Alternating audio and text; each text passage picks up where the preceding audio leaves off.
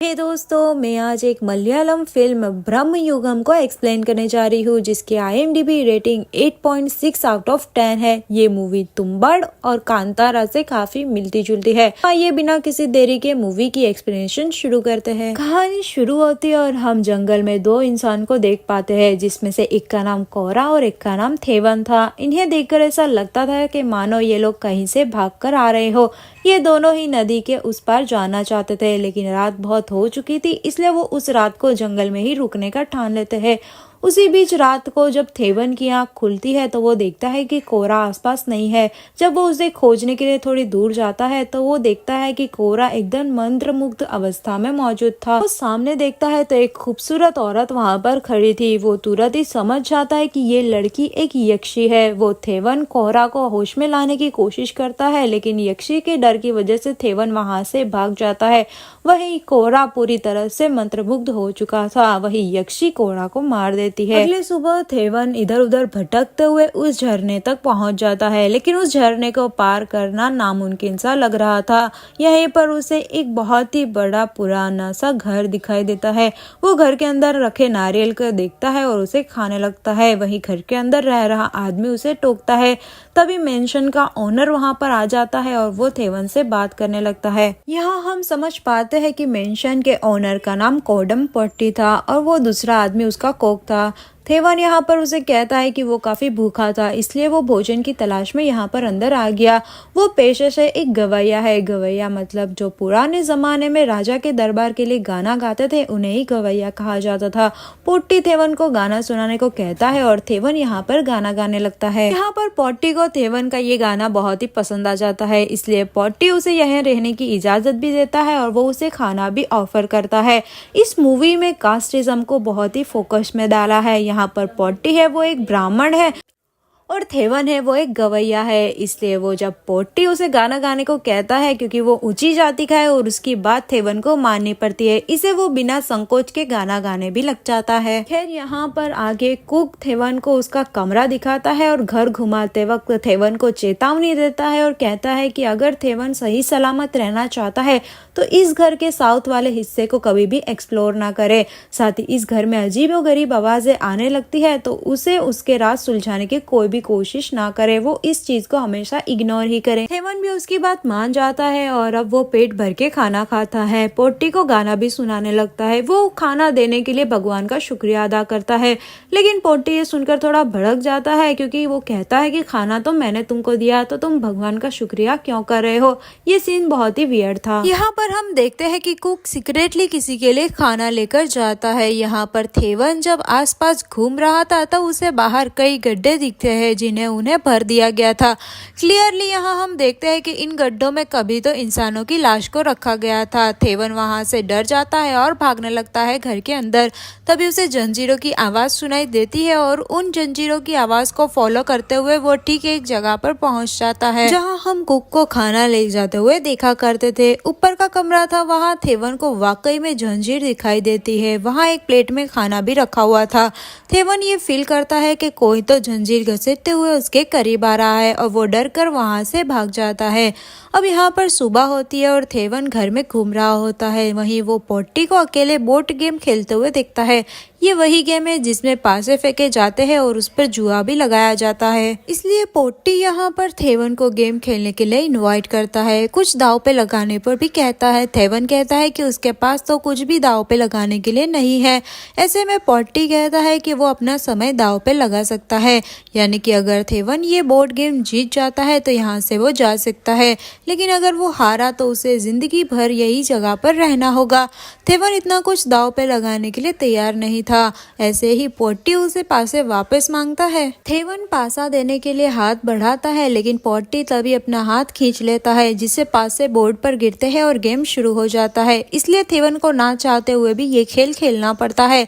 अंत में एकदम सिचुएशन ऐसी आ जाती है जहाँ पोट्टी को जीतने के लिए दोनों पासों में 6 अंक चाहिए था। पोट्टी पासे को फेंकता है, जिसमें से एक में 6 आता है और दूसरे में 1 ही आता है, लेकिन एकदम से पोट्टी काइंड ऑफ अपने पासे को टैली कर रहा है और हिला देता है, जिसमें दूसरे में भी 6 आ जाता है, यानी ये गेम पोट्टी जीत चुका था। इससे वो काफी खुश नजर आता है।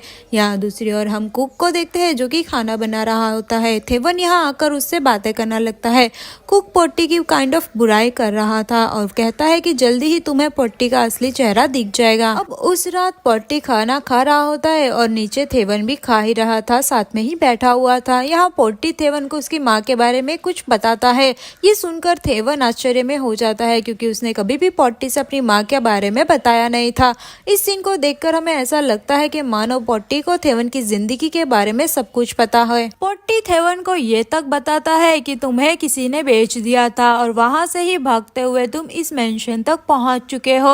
वो पोट्टी से ये तक पूछ बैठता है कि आज कुक तुम्हें मेरे खिलाफ भड़का रहा था। थेवन डर कर कहने लगता है कि कुक तो कुछ भी नहीं बोल रहा था, लेकिन पोट्टी उसकी बात नहीं मानता। पोट्टी कहता है कि कुक ऐसे ही आने वाले लोगों को भड़काता रहता है और पिछला जो मेरा सेवक था कुक ने उसे भी भड़काया था। उसके चक्कर में वो मेरे साथ अजीब बर्ताव करने लगा। अब कोई मेरे साथ अजीब बर्ताव करता है तो मुझे अच्छा नहीं लगता। इसके परिणाम अनुसार मैंने उसको मार डाला। ऐसे ही लोगों की लाश तुम मेंशन के पीछे वाले ग्राउंड में देख सकते हो। ये सुनकर थेवन बहुत ही डर जाता है। तभी वहां पर कुक कमरे में आ जाता है।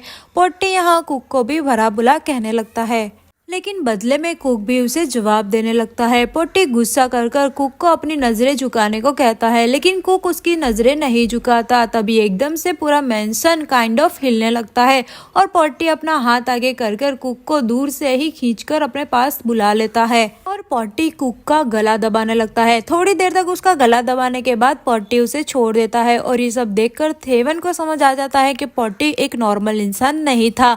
उसे पीटने के बाद कुक अपना मुंह हाथ धो रहा था। तब थेवन उसके पास आता है और उससे पूछने लगता है कि आखिर ये पोट्टी क्या है।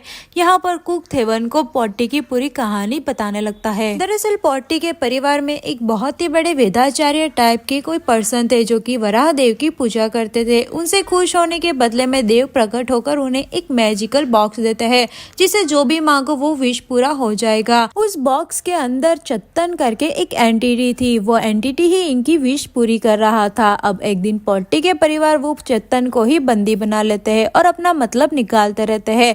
एक दिन चत्तन अपना मुंह खोलकर उसकी फैमिली को दिखाता है कि देखो तुम्हें इसके अंदर नर्क दिखेगा, और ऐसे कहते ही वो पूरी फैमिली की सोल को अपने अंदर कंज्यूम कर लेता है। धीरे धीरे पोट्टी के परिवार वाले मरने लगते हैं। काइंड ऑफ वो सबकी सोल को अपने अंदर कंज्यूम कर रहा था। उसको हैंडल करने के लिए बड़े से बड़े विद्वान आते थे, लेकिन कोई भी चत्तन को रोक न सका।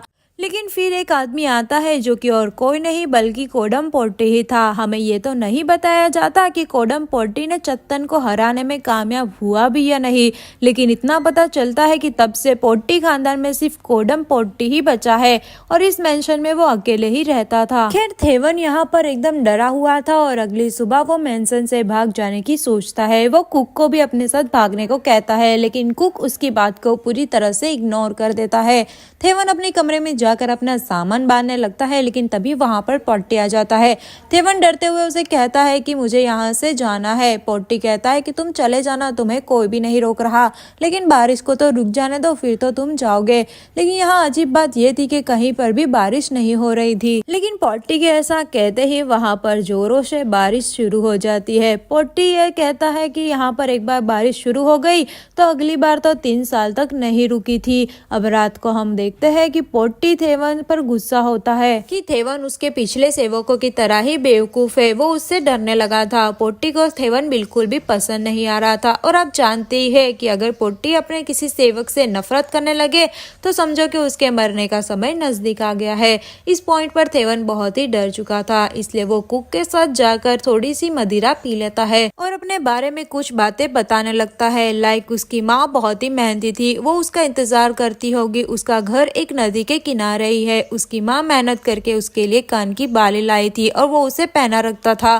खैर इन बातों के बाद सब थेवन सोने जाता है तो उस रात को उसे एक डरावना सपना आता है जहां वो एक कमरे में एक एंटिटी को देखता है।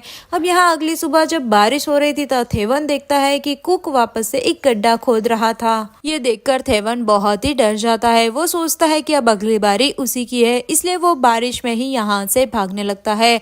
जैसे ही थेवन मेंशन के दरवाजे से बाहर बाहर जाता है उसे खून की उल्टियां होने लगती है, जिस वजह से उसे वापस घर के अंदर ही आना पड़ता है।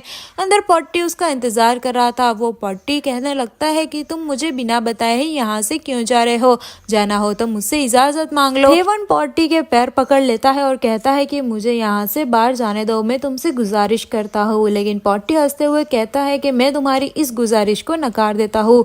और हम यहाँ क्लियरली समझ पाते हैं कि यहाँ से इंसानों का निकल पाना नामुमकिन है।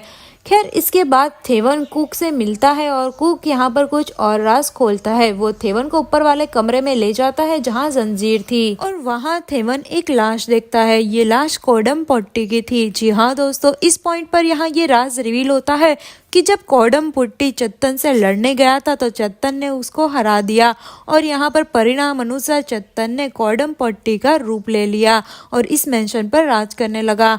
वहीं असली पॉट्टी इस जंजीरों से बांध कर रखा था और आज इस पॉट्टी ने दम तोड़ दिया था और उसी की लाश को दफनाने के लिए वो गड्ढा खोद रहा था। इस पॉइंट पर हमें समझ आ जाता है कि इस मेंशन पर जो राज कर रहा था वो एक सुपरनेचुरल एंटिटी थी।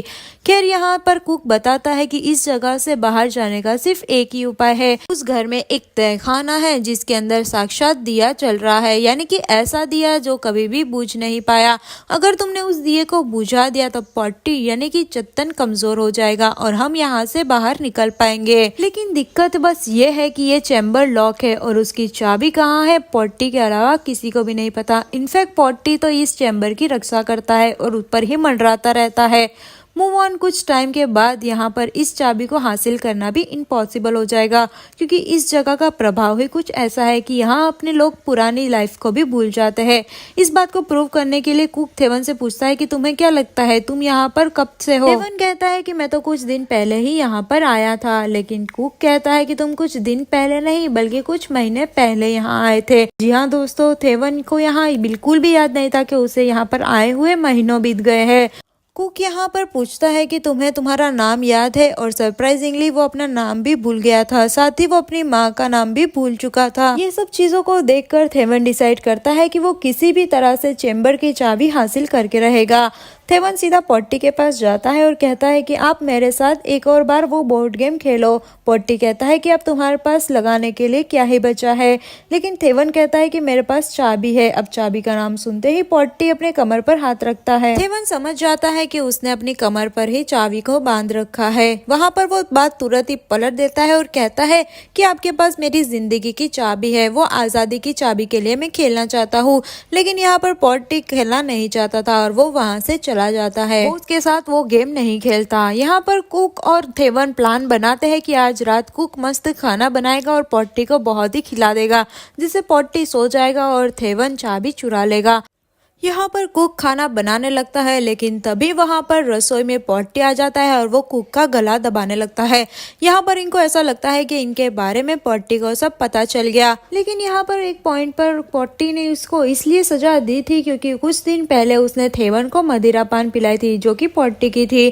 कुक फौरन ही उससे माफी मांग लेता है और पॉट्टी वहाँ से चला जाता है। अब रात को ये लोग प्लान के मुताबिक सब कुछ होता है और पॉट्टी खा पी के मस्त सो जाता है। वहीं थेवन एक चाकू लेकर पॉट्टी के पास जाता है और उसके कमर पर चाबी ढूंढने लगता है, लेकिन सरप्राइजिंगली थेवन को वो चाबी नहीं मिल रही थी। तभी एकदम से पॉट्टी उठता है और थेवन पर हमला कर देता है। पॉट्टी यहाँ अपना मुंह खोलकर थेवन को उसके अंदर देखने को कहता है ताकि वो थेवन की आत्मा को खींच सके, लेकिन तभी एकदम से रुक जाता है। अब यहाँ कहानी में ट्विस्ट ये था कि कुक अपना अलग से ही प्लान मन में बना रहा था, जिसके बारे में ना तो थेवन को पता था ना ही पॉट्टी को पता था। दरअसल जब पॉट्टी रसोई घर में उस पर हमला करा था तभी कुक ने चुपके से उसके पास से वो चाबी को चुरा ली थी। इस पॉइंट पर हम देखते हैं कि कुक तो बेसमेंट में जाकर उस चैम्बर के तहखाने को खोल चुका था और उस दिए को भी बुझा देता है। इसलिए यहाँ पर पॉट्टी थेवन को नहीं मारता और वो रुक जाता है और वहाँ से चला जाता है। यहाँ थेवन कुक से मिलता है और कहता है कि तुमने तो मुझे धोखा दे दिया और कुछ अलग ही प्लान कर दिया। कुक का कहना यह था कि उसका ऐसा करना जरूरी था। अभी भी खेल यहाँ पर खत्म नहीं हुआ क्योंकि हमें उस चत्तन को मैजिकल बॉक्स में कैद करना है, जिस जिसमें से वो पहली बार निकला था। इसके बाद ही हम यहाँ से बाहर निकल पाएंगे। यही मौका है क्योंकि अभी वो कमजोर हो चुका होगा। इसलिए अब ये दोनों मैजिकल बॉक्स लेने जाते हैं, लेकिन चत्तन उनके सामने आ जाता है। वो उन्हें मैनिपुलेट करने लगता है, लेकिन कुक बहुत ही तेज था, वो उसकी बातों में नहीं आता। इनफैक्ट वो कुक थेवन को भी बोल देता है कि चत्तन उन्हें मैनिपुलेट करे और तुम्हें फंसाने की कोशिश करेगा, लेकिन तुम्हें उसकी बात में बिल्कुल भी नहीं आना। इसके बाद कुक और थेवन मिलकर नकली पॉट्टी यानी कि चत्तन पर हमला बोल देते हैं। तभी हम देखते हैं कि यह चत्तन अकेले ही इन दोनों पर भारी पड़ रहा था और लड़ाई के दौरान कुक और थेवन भी अलग हो जाते हैं। यहाँ हम पूरे मेंशन के कॉरिडोर को घूमता हुआ और सिकुड़ता हुआ देखते हैं, जिसमें कुक और थेवन लुढ़क रहे थे और फंस रहे थे। स्टिल थेवन खुद को आजाद कर देता है और कुक भी खुद को संभाल लेता है। यहाँ पर कुक और थेवन दोनों मिलकर चत्तन पर हमला कर देते हैं और उसे स्टेप वगैरह करते हैं। कुक उसके हाथ में से एक अंगूठी भी निकाल लेता है। इसके बाद वो पॉट्टी के शरीर को आग लगा देता है। पूरे मेंशन में काइंड ऑफ आग लग जाती है। आग पॉट्टी के शरीर से जल जाती है और फाइनली हम पॉट्टी के शरीर को जलता हुआ देखते हैं और चत्तन को उसमें से बाहर निकलता हुआ देखते हैं। यानी कि दोस्तों, चत्तन का असली रूप हमको यहाँ पर पहली बार दिखाया जाता है। यहाँ पर चत्तन काफी डरा हुआ था और वो छुप रहा था। यहाँ पर कुक अब उसकी अंगूठी पहनकर मास्टर बनने का प्लान करता है। यहाँ पर थेवन कुक को रोकता है और कहता है कि तुम मास्टर बनोगे तो फिर से ये साइकिल शुरू हो जाएगी। हमें इस चत्तन को वापस से उस मैजिकल बॉक्स में ही डाल देना चाहिए। इसलिए यहाँ पर इन दोनों के बीच में लड़ाई हो जाती है। चत्तन उनकी ये लड़ाई साइड में चुपचाप खड़ा हुआ देख रहा था। फाइनली पूरे फैंशन में आग लग चुकी थी, जिससे पूरा घर टूट जाता है। उसके बाद हम अगली सुबह का सीन देखते हैं, जहाँ पर थेवन उस मेंशन से बाहर आ गया था और इस बार उसे खून की उल्टी भी नहीं होती। वो आसानी से बाहर निकल जाता है। थोड़ी ही देर बाद उसे अचानक से कुक उस पर हमला कर देता है। ऐसा इसलिए हुआ क्योंकि थेवन के पास अंगूठी थी और कुक उसके अंगूठी की वापस चाहिए थी। इस पर हाथापाई में कुक नोटिस करता है कि थेवन के कान की जो इयररिंग थी वो तो नहीं थी और साथ ही थेवन थोड़ा अजीब बिहेव भी कर रहा था। यहाँ पर कुक को रियलाइज हो जाता है कि यह थेवन नहीं है और यहाँ हम मेंशन का सीन देखते हैं, जहाँ पर असली थेवन तो मेंशन के गिरने पर ही मर चुका था। मतलब कि चत्तन अब थेवन का रूप लेकर आ चुका था। उसके पास से अंगूठी भी लेने के लिए कुक यहाँ पर भागता है और नदी के किनारे चिल्लाने लगता है। तभी कोई तो कुक को गोली मार देता है और हम देखते हैं कि यहाँ पर कोई पोर्टुगल सोल्जर था जो कि उसके चिल्लाने पर गोली मार देता है। बाद में हम थेवन को देखते हैं जो कि असल में चत्तन है। वो अपना हाथ मुंह पानी में धोता है और उसमें से पॉट्टी की रिफ्लेक्शन दिखाई देती है। यानी कि अब वो पॉट्टी की तरह ही बन गया है। नॉट ओरिजिनल पॉट्टी बट चत्तन वाला, क्योंकि अब चत्तन थेवन के रूप में आ गया है और थेवन यहाँ पर वो अंगूठी पहन लेता है। और इसी के साथ ये फिल्म यहीं पर खत्म होती है। तो कैसी लगी आपको ये मूवी की कहानी, हमें कमेंट करके जरूर बताएं। साथ ही वीडियो को लाइक कर दे, शेयर कर दे, चैनल पर नए हो तो चैनल को सब्सक्राइब कर दे। मिलते हैं नेक्स्ट वीडियो में, तब तक के लिए अपना ध्यान रखिए।